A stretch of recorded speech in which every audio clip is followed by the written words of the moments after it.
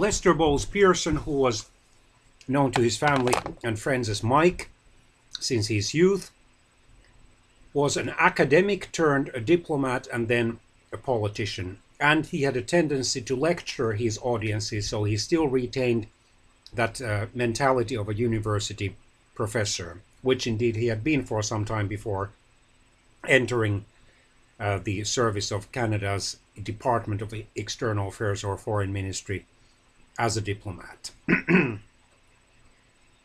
He never held a majority in the Canadian House of Commons during his 5-year prime ministership from April 1963 to April 1968. However, his minorities were very strong.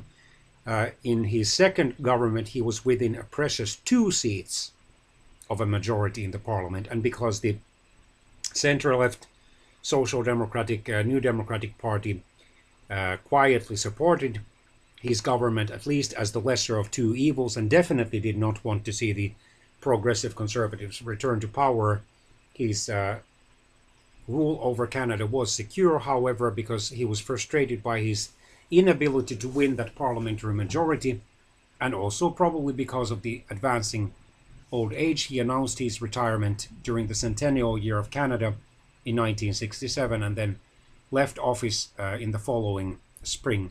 He was the last Canadian Prime Minister to have been born in the 19th century. Originally, he was a Methodist, although with the union of most Methodist Congregationalist and Presbyterian congregations across Canada to form the United Church of Canada, his church affiliation therefore changed to the United Church of Canada. He was born in April 1897 in Newton Brook, Toronto, Ontario, and died in December 1972, aged 75, in Ottawa. His pastor was his father was Pastor Edwin Arthur Pearson, first a Methodist pastor and then a United Church of Canada pastor. He grew up in Aurora, Ontario, and attended the public school on Church Street. He graduated from Hamilton Collegiate Institute in Hamilton, Ontario in 1913, entering Victoria College at the University of Toronto later that same year. Justice Northrop Frye and his storied student Margaret Atwood Wood, along with other luminaries such as Norman Jewison and E.J. Pratt, Pearson participated in the sophomore theatrical tradition of the Bob Comedy Revue. After Victoria College, Pearson won a scholarship to study at St. John's College, Oxford, from 1921 to 1923. When World War I broke out in 1914, Pearson volunteered for service as a medical orderly with the University of Toronto Hospital Unit. In 1915, he entered overseas service with the Canadian Army Medical Corps as a stretcher bearer with the rank of private and was later commissioned as a lieutenant.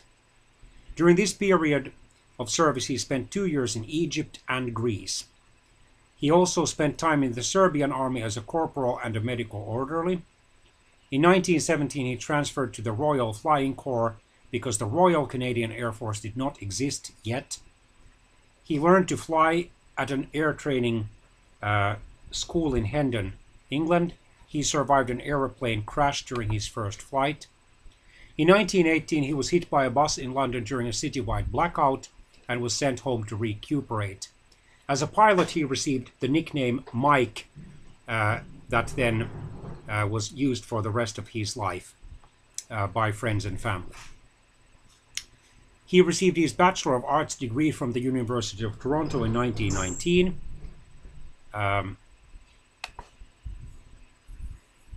He received his Bachelor of Arts degree with second-class honors in modern history in 1923 and the Master of Arts degree in 1925. After Oxford, he returned to Canada and taught history at the University of Toronto. In 1923, he married Marion Moody from Winnipeg, who actually had been one of his students at the University of Toronto. They had one son, Jeffrey, and one daughter, Patricia.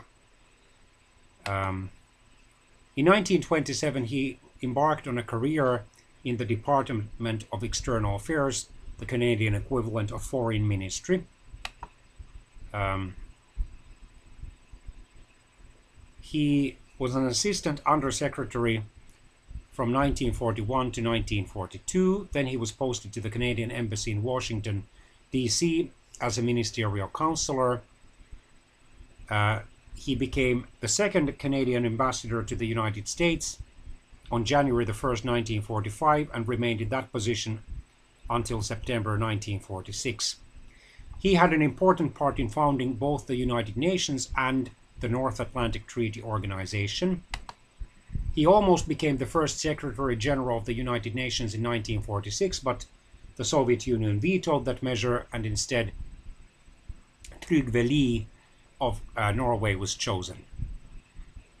In 1948, he became the Secretary of State for External Affairs, or Foreign Minister, in the Liberal government, serving until 1957.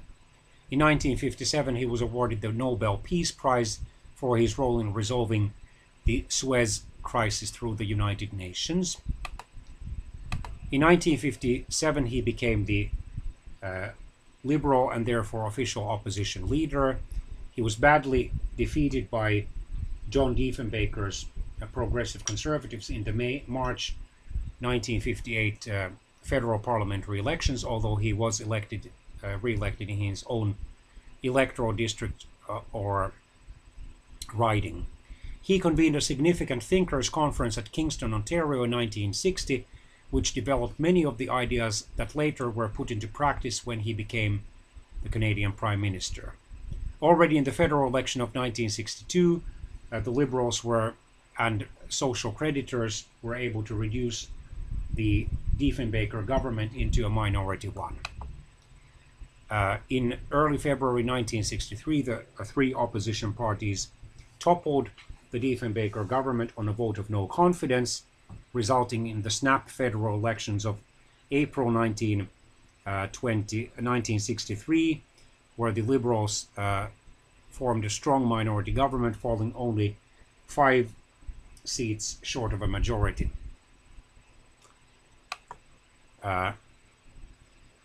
During his prime ministership, the Universal Health Insurance, Canada Pension Plan, and Canada Student Loans, and the Maple Leaf Flag, along with the 40-hour work week, 2 weeks vacation time, and a new minimum wage were introduced. And then there was the Auto Pact with the United States. However, President Johnson physically grabbed Prime Minister Pearson, while Johnson was clearly taller than Pearson, and shouted abuse at him for having criticized the US policy in the Vietnam War. He had, as a former diplomat, favored efforts to bring the war to an end.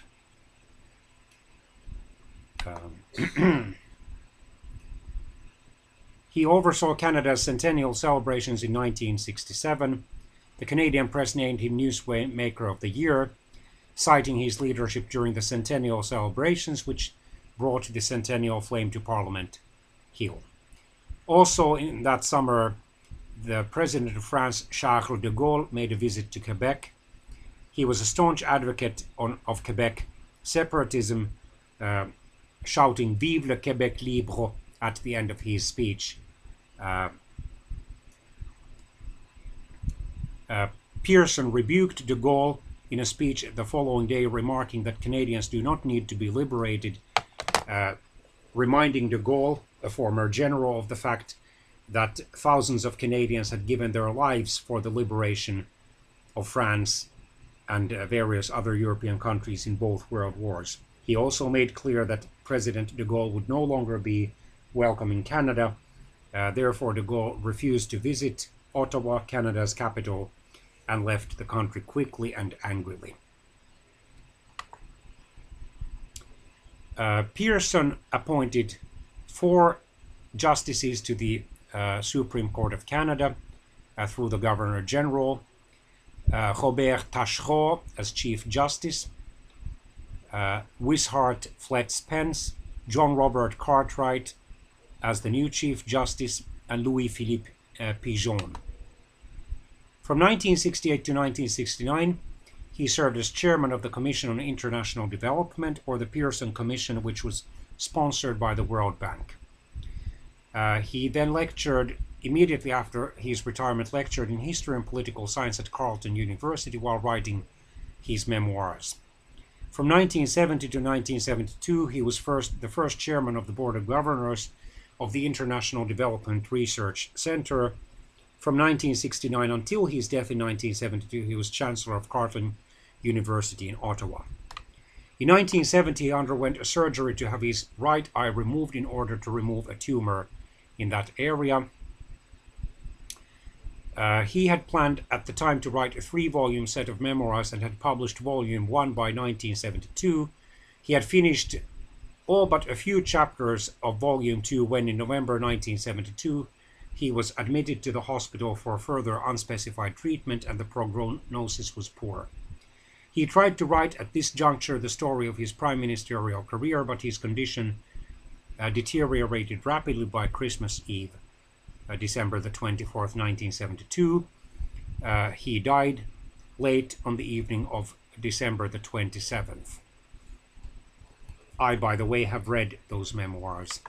That was during my 6-year immigration to Canada. Unfortunately, I've forgotten almost everything in them.